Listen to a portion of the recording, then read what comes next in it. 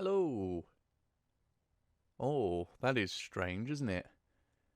This is a very unusual video, and I know it is, which is why we're just going all in on the weirdness factor here. You can see my hands, look. Wow, how unusual is that? You've got a desk right there on the camera, that's strange. So today's video, if you couldn't tell by the title, is a vlog. First of its kind, only of its kind, hopefully, for me to show off my video game guide collection. I'm not going to show any one book in great detail. I am just going to pass through them one by one because we have upwards of about 30 books to look at. So I'm trying to gauge how long that's actually going to end up being to sort of pass through all of those. But if this video interests anyone, great. If you want a more detailed look at any one of the books you see in this video, let me know, and maybe I'll do a video on that book in specific, or maybe I'll do a video on that book specifically in future. But for now, I'm just going to show you the books I have one by one, and hopefully this video touches someone's niche. You know, I don't think it's for everybody, but maybe some people will like it. I also have a cup of tea, so I will be stopping momentarily to have a sip of that before we continue. So this is the first book that I have, one of the most recent I have received, one of the ones my brother gave me. So my eldest brother, for anybody who does not know this, because they may be watching this video as the first of my videos, he is the reason I'm into video games and has been cleaning out his shelves lately and decided to offer me a few of his video game strategy guides that he had that he didn't want anymore, and this was one of them. So I don't play Pokemon games, but I thought I'd rather take a pristine book like this and keep it on my shelf where it's safe rather than risk it being thrown away or lost to someone who doesn't give a fuck about it. So, but yeah, Pokemon Platinum, can't say anything else about it because I don't know anything about the Pokemon series.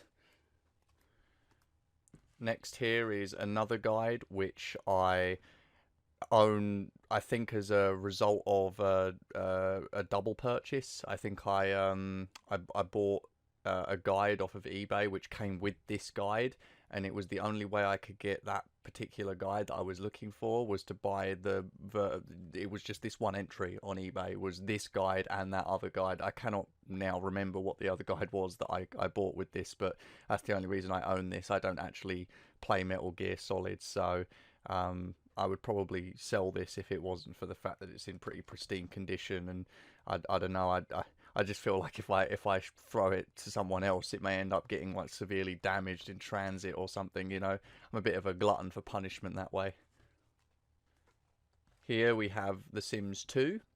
So not much to say about that. It's just a guide for The Sims 2. It's got all of the character stats and things in there just to tell you how to play it. I already knew how to play Sims 2 years ago. I really don't know why I bought this one because of that fact. You know, since I've played Sims 2 growing up, I'm not really sure why I bought this. I already knew everything there was to know without having a guide already, so maybe it was just because I owned the Sims guide and I just wanted the Sims 2 and 3 guides to go with it. I don't know, create a little family, you know what I mean? But yeah, so that's the Sims 2. Here we have an interesting guide, unauthorized Banjo Kazooie guide, Nintendo 64. I am not sure what company produced this book specifically. It says Paragon Publishing on the back, Paragon Publishing Limited. I don't know how well you can see that. I'm not sure how well that shows up on camera.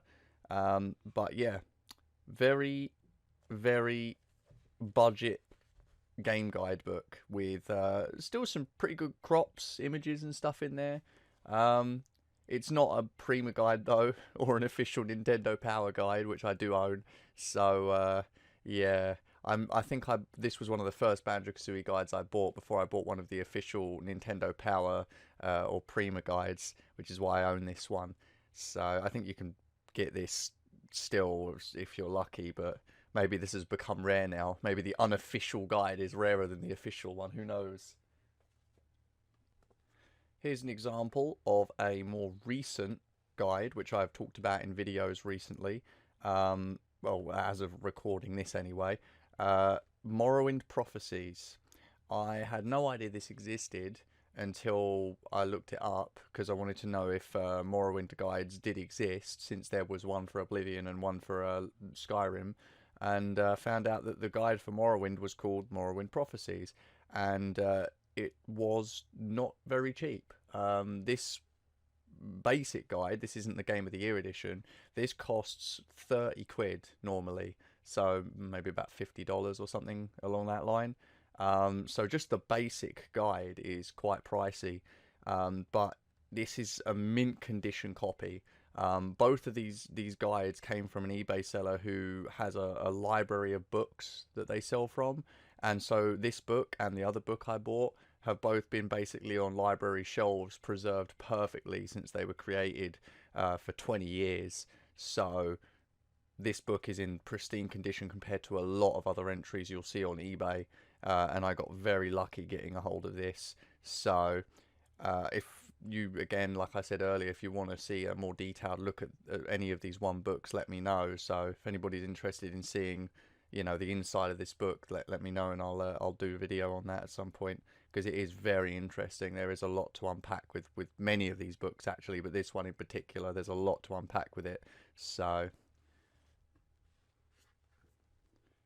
and here we have the Game of the Year version of that previous guide. Morrowind Prophecies, Game of the Year. Again, like I said, in absolutely mint condition. You would be very hard pressed and lucky to find one in this condition. And somehow I managed to get one. Again, fantastic guide, filled with detail, and I would love to show you more of it, but we're just passing through for today. In fact, I've probably stopped more than I should on some of these books because we are really up on time already. So let's move on. Alright, next one is Oblivion, Game of the Year. So this is a not too hard book to come by. I found that this was much easier than many of the books that I've purchased to get a hold of. My brother used to tell me that this in particular was a very, very hard guide to buy. He said it was very expensive. What wasn't really was actually quite a lot less pricey than a lot of guides I've bought. So yeah, just Oblivion, Game of the Year edition. And next we have Skyrim. Not going to say much about this, it's Skyrim. So I haven't been showing the backs of any of these books actually. I probably should have been doing that, but then again, this video is already going to be long enough. So, but yeah, I do have, actually I don't have the map for this. This is another guide that my brother gave me recently, along with the Pokemon Platinum guide. He gave me this Skyrim guide, so that's the reason I have this now, but there's no map for it because I think my brother lost it maybe a long time ago. He certainly never gave it to me, and I've never seen it on his wall, so no idea where that is. But there's supposed to be a special map with every single thing that can appear on the map, every icon in there, except for the DLC stuff, of course, because this isn't the DLC book. This is the Skyrim guide from before the DLC was even released. So next we have Wind Waker HD. I actually used this guide in order to do certain things in Wind Waker when I was playing it, because certain things were a little bit out of the way, or the order of certain things was a bit confusing. So, but I have owned this since I got my Wii U like 5 years ago. So I've had this for some time. But it's a nice book. It's in good condition, and it has helped me greatly. Also, there is a bookmark in here. Is this supposed to be in here? I think that was there for a reason, so I'm just going to let it be. I'm just going to let it sit there. Also, there is... Oh, there's a map in the back. Look at that. I've never taken that map out. Look. This book was brought brand new, so the map is still there. And the invoice as well, which I might have to hide from the camera.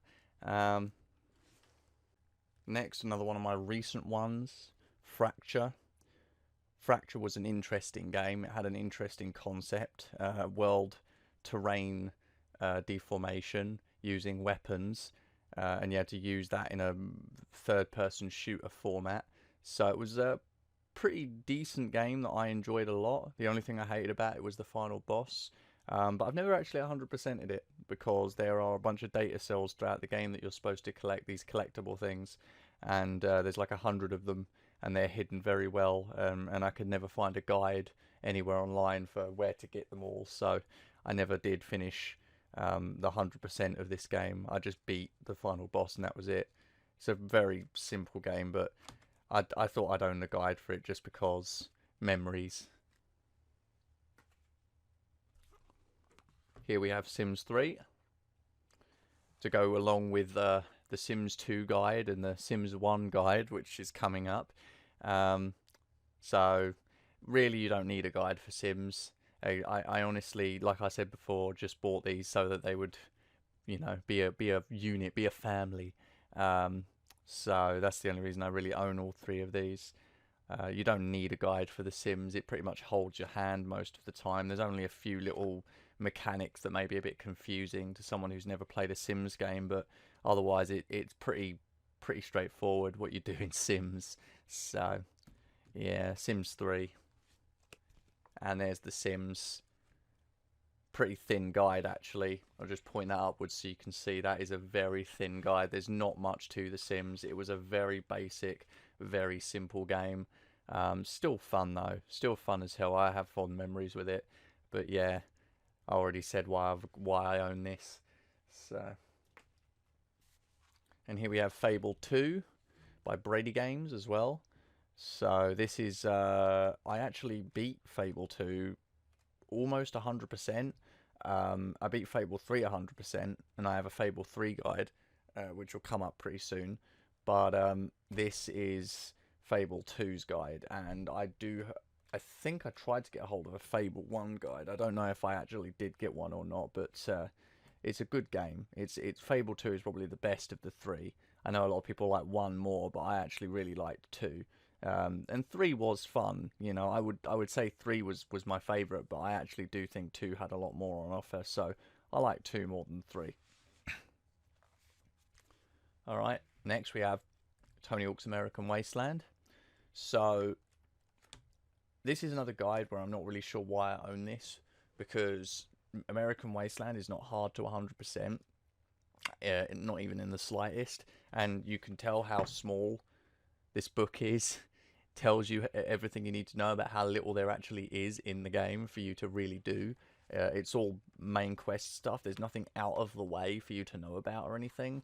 But I suppose it is nice to just have all of the diagrams of each level and the nice screenshots and everything. I think it's just nice to have that. For a lot of these books, that's pretty much one of the main reasons to own them, if not because you're actually going to use them, because they have nice pictures of the game inside.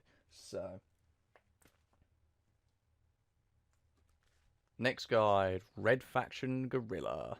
I did an entire series on the remastered version of this game through streaming, and I also did a video of it on the 360, which is what this guide is for, many years ago. So this game is one of my favourites. I do love this game a lot, and so that's why I own the guide for it. I mean, there are plenty of things I've never actually done in Red Faction Guerrilla, all things considered, despite how many times I played it and how much I loved it.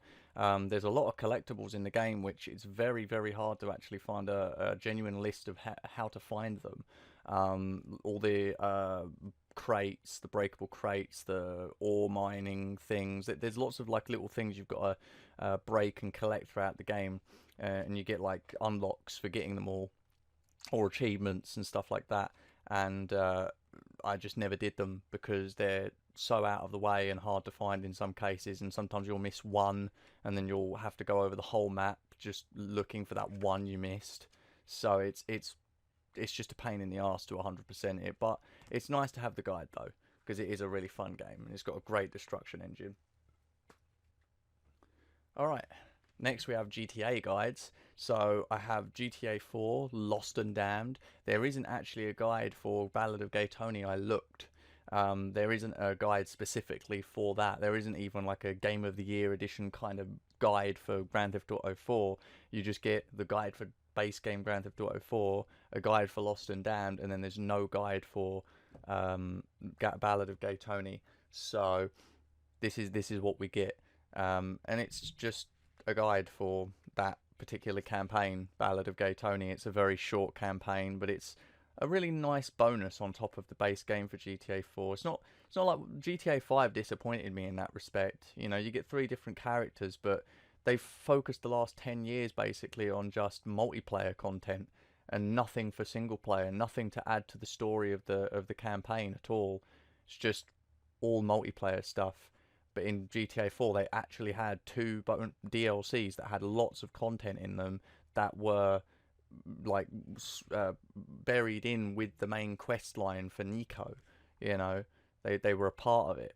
So I just thought that was so cool, and they just abandoned that for GTA 5. But yeah, Lost and Damned. I'm not going to take this one out of its packaging, but this is GTA 4. This is just the guide for the base game, GTA 4. Absolutely phenomenal game. I have yet to play San Andreas, but I have been looking at it a lot over the last 4 or 5 months. I'm quite eager to perhaps jump into it soon and start a campaign and just really dig into San Andreas and see what it was all about for myself. Although I say that I've seen a video series now, so I know what it was all about. But it's a fantastic game, and I think I should play it at some point. But GTA 4 was also great, so yeah. Speaking of the late great San Andreas, I have the official guide for that from Brady Games. So there it is, GTA San Andreas. Fantastic game, probably the best out of the entire series. Apparently according to everybody, everybody who's played all of the GTA games says San Andreas is the best, and from what I have seen, which is 2 entire playthroughs of the game in the past 10 years, I think I would agree. Having played GTA 4 and having played GTA 5, but not having played San Andreas for myself, I am actually quite eager to play it because it looks to be a lot better in many respects than the 2 I've played. But there you go, San Andreas. Fantastic. Here I have Portal 2. I cannot remember the circumstances of how I got this guide. I've had it for possibly 6 years at this point, and as you can see, it's factory sealed. It's never been opened, and it's just a guide for the whole game, including I think the 2-player mode as well. So it's just weird that I actually own this and have never actually opened it. It's pretty much the only guide I haven't opened. It's the only guide I have that's factory sealed. It's very strange. But there you go, Portal 2. A game which I very much enjoyed, and one day would maybe like to do a playthrough of, because I did Portal. So Far Cry 5. A game which I played rather recently and have been trying to do a stream of this year. I'm about halfway through it, and I have not been streaming for about 2 months now, so I need to get back to it at some point. But it's not a game that's hard to jump back into after a long period of off time, so I will get back to it and finish it eventually. But it is a fantastic game, first of the Far Cry games I've played, and one day I would like to go back and play the older Far Cries as well. I do have the guide for Far Cry 3, which will come up next.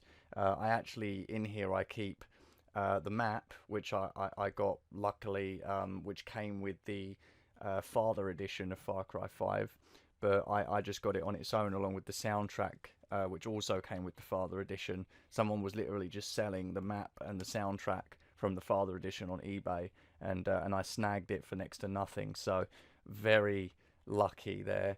But it's a thick book though. There is a lot to Far Cry 5. There's also another map in the back here, I think. I don't remember what that map is supposed to be from. I think it might have came with the book, it might not have. But there you go. Far Cry 5, a game which I love and has made me want to play other Far Cry games. Far Cry 3, which I just mentioned a minute ago.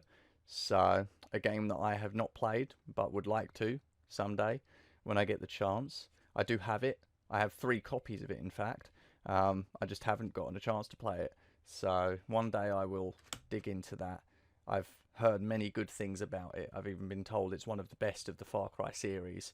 Though there is a debate, I think, between Far Cry 2 and 3 among Far Cry fans for which one is better. I wouldn't know. I am not the person to ask for that.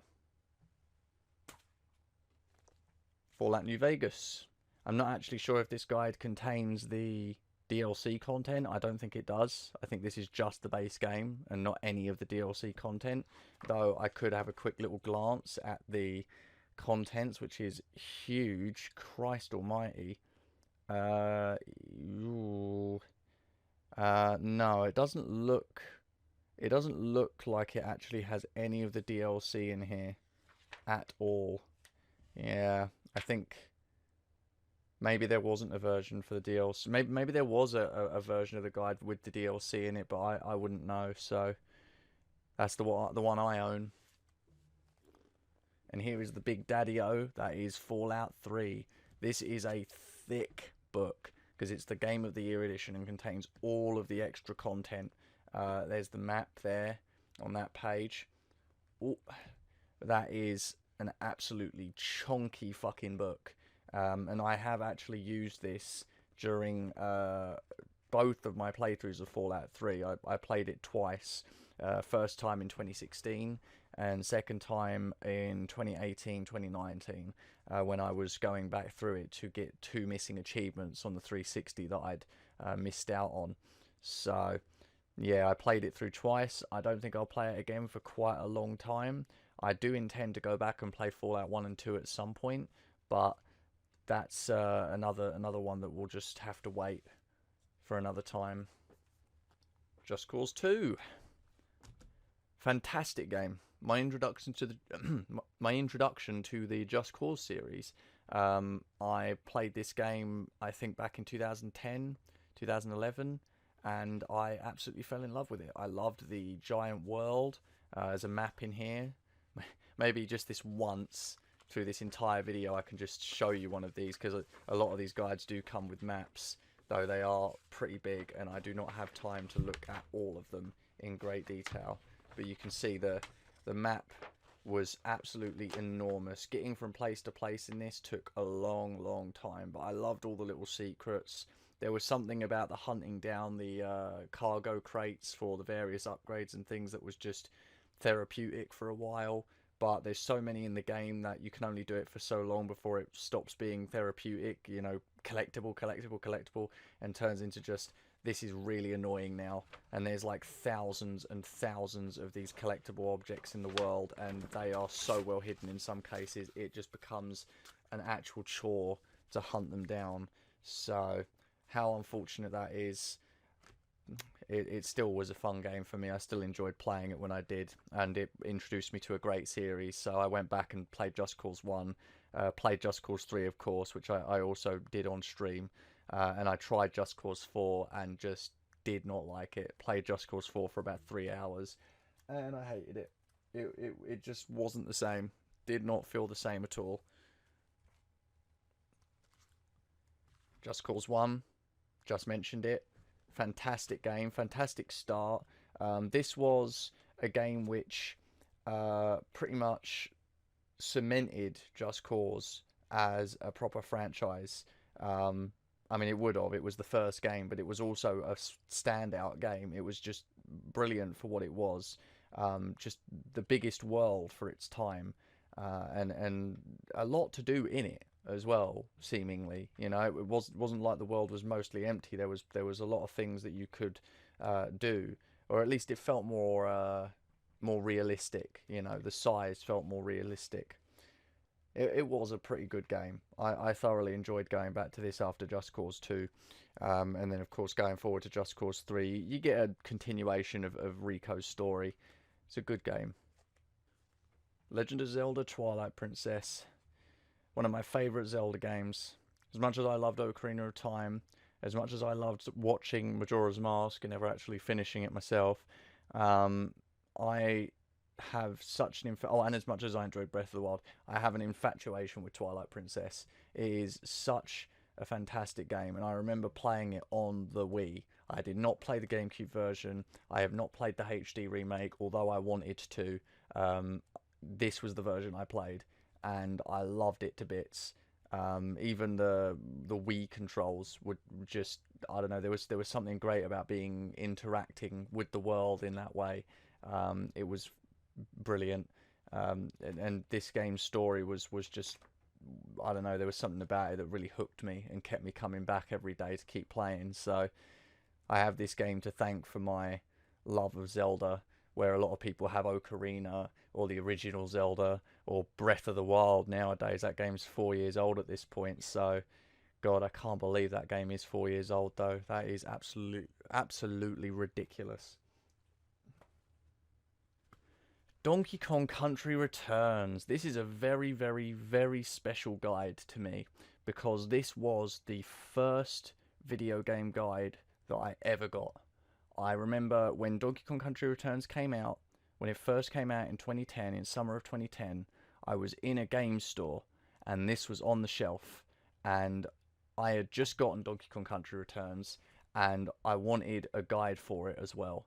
And this guide helped me beat Donkey Kong Country Returns. If it wasn't for this guide, I would not have beat Donkey Kong Country Returns 100%. I would not have beat it. It would have been impossible. Some of the stuff in this game is so well hidden, and it was infuriating even with a guide. So I'm so glad I had this, and I'm glad I've kept it all these years. I mean, 11 years later, I have not played Donkey Kong Country Returns again. I haven't. Since 2010, I have not played it again. I beat it. I got very angry during the process of beating it, and when I finally beat it, I thought, that's it, I'm never playing this again. And even though I own a copy again, I am not playing it again. It was so infuriating, and even now, all these years later, I don't think I'd want to put myself through that stress again. It could change though. Things could change. I've said many things in the past that I've changed my mind on as time goes. Here's another guide that my brother gave me. Donkey Kong 64. This is a pristine condition Prima guide of Donkey Kong 64. One that my brother has owned since it came out.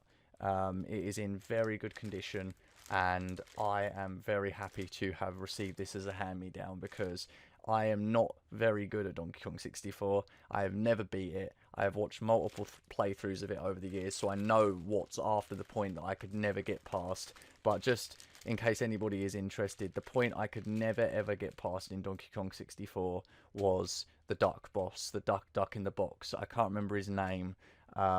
He was like a Frankenstein's monster duck dude inside a Jack in the Box. And you had to like run around on these square platforms while he chased you, while he bounced around, and I could never beat that boss. I have never legitimately beat that boss ever. I haven't even beat him with cheats. I just never beat him. I got past him once when my brother beat him for me, and then I played the game for another couple hours and never played again. So I have never actually beat Donkey Kong 64 myself. And I suppose maybe it's all the backtracking. It's worse than Banjo-Tooie for backtracking. So I don't think I'm going to ever beat Donkey Kong 64. But again, that could change with time. I don't know. It's still a great game, I think. It's just, there's way too much collecting. And I never thought I'd say that in my life, but there is. Super Mario Sunshine. This game was fun. This game was really, really fun. I have played Super Mario Bros. I have played Super Mario Bros. 2. I have played Super Mario Land. I have played Super Mario 64, Super Mario 3D World, Super Mario Sunshine. This game is my favourite. Super Mario 64 is great, but man, I loved Mario Sunshine. I really did. I do not get the hate for it. I do not get the hate for it. There were only 3 shines in this game that were a pain in the arse. The only other thing in this game that's a pain in the arse is the blue coins, and I will give you that. I did actually use a guide to find the ones I was missing at the end of the game. But I think being able to play this game and enjoy it thoroughly without the blue coins, I think you can. I think it's absolutely possible. I think without worrying about collecting all the blue coins, I reckon it's possible to play through this game, do the shines, and beat the final boss and have a really good time doing it. There's only 3 shines in this game that are hard, really, quote, hard. And that's the lily pad level, the pachinko machine, and some people complain about the sandbird because of the physics. Sandbird was easy, guys. Like, I'm not even joking. Like, I literally just took my time, and I sort of, maybe I had a more sensitive stick, and I was able to move Mario more sensitively when the bird was turning. I don't know, maybe that's the thing that pisses people off, is that maybe their sticks don't work great, like, and Mario moves really jittery for them, so they just go flying off the edge of the sandbird when they try to carefully maneuver around it when it turns. But for me, I had a perfect control, and I was able to do it fine. So yeah, this game was great. Really enjoyed it. Banjo Kazooie nuts and bolts. So we come to the Banjo guides. Nuts and bolts, highly underrated. Highly underrated. In fact, I've had a discussion with a group of Banjo fans over the last couple of days, and I've gained a new insight into nuts and bolts that I didn't have before. Um, I love this game. I really do. I think it's just as good as the other Banjo games. It just does the formula differently. That's all. That's the problem with it, really. If people are going to complain about it at all, it does the formula differently. It's still a platformer.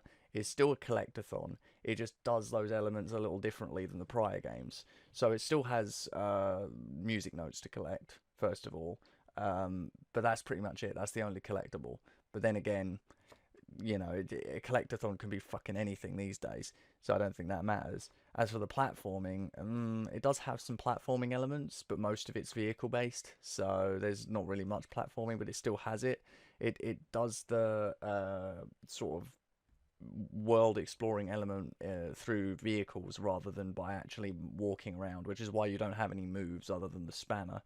But it is pretty good, and I definitely think it's a worthy Banjo game now that I've thought about it more. But it's not the best Banjo game. I like Banjo Tooie the best out of all of them. So Banjo Tooie, the Prima guide, the Prima version, pristine condition, except someone wrote in this. There are pages where you can tick off the jiggies as you collect them, and somebody decided that they would do that. Probably a child, if we're being honest, because no reasonable adult would deface a book like this with writing if it came down to that. I'm just going to show you like one of the pages if I can find one. I know it's in here. I know there are pages in here where there's crosses on them. Here we go. Look, as an example, this page, Mayhem Temple, someone crossed each of them off with pen as they were going along. Sad as it is, you know, that's sort of a signature in this book, isn't it? Some kid had a good time playing this game, or at least I hope they had a good time, because they only crossed off that one page in Mayhem Temple, and then it doesn't seem like they played anymore, because if they did, they probably would have crossed out all the other jiggies as well.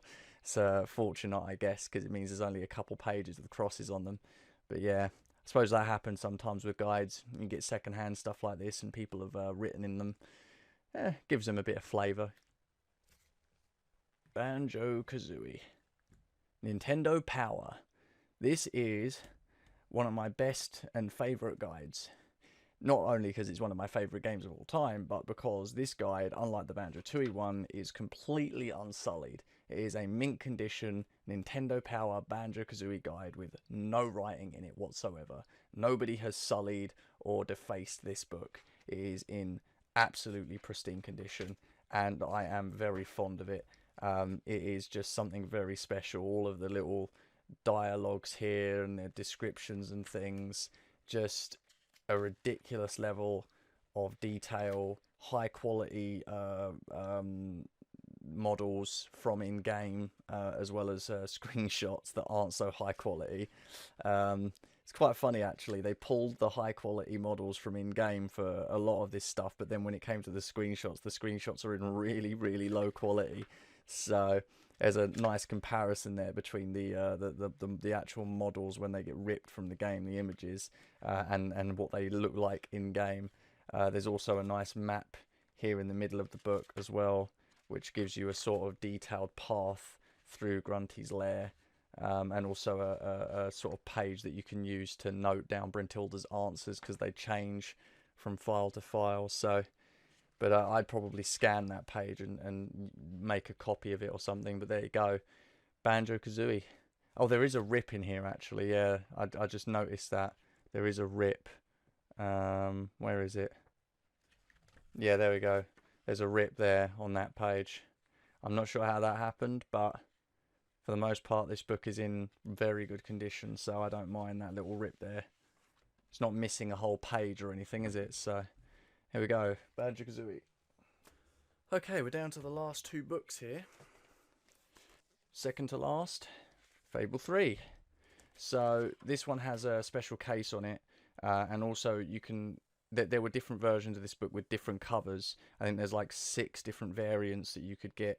The variant I got off of eBay was this one, and I kind of like that actually, out of all the variants you can get. So I'm kind of glad it was this one in particular. But yeah, this guide pretty much is contains all of the content for Fable 3, including the DLC stuff as well, I'm pretty sure. So yeah, that's a good book to have if you're new to Fable and Fable 3 is your first game. I quite enjoyed Fable 3, but like I said way earlier, I enjoyed Fable 2 a lot more.